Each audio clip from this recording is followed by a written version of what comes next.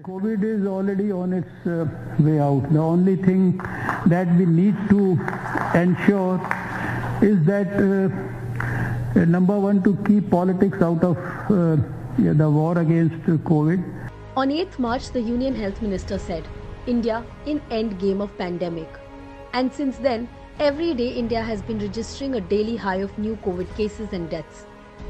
The deadly second wave has spread from cities to small towns. Cries of pain and helplessness can be heard across India. Death is everywhere. Hospitals, graveyards and crematoriums are all equally full. In the national capital, so many have died that the Nation Forest Department had to sanction more firewood for cremation. In spite of all this, cruelty from the Modi government doesn't stop. The Health Minister said at 1.11%, India's death toll is the lowest in the world. He said this not one day after India recorded 2 lakh total deaths.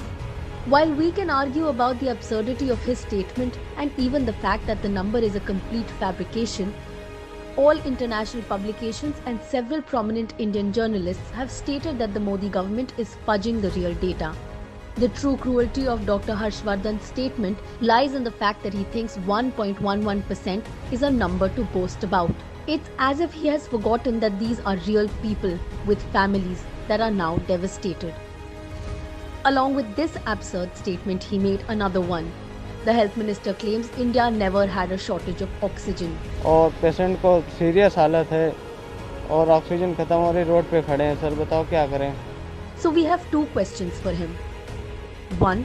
If there was no shortage, why were people dying from lack of oxygen? 2.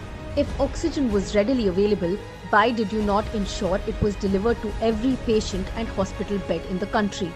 Is the health minister blind to the pain of India's people? Can he not see the thousands of citizens lining up for oxygen on the streets?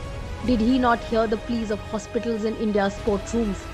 Who is accountable for the loss India is facing? Will no one from the central government be held responsible for their abject failure?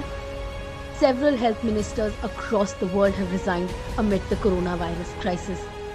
Should Dr. Harshvardhan not resign for this gross and callous negligence that took the lives of so many people and destroyed lakhs of families?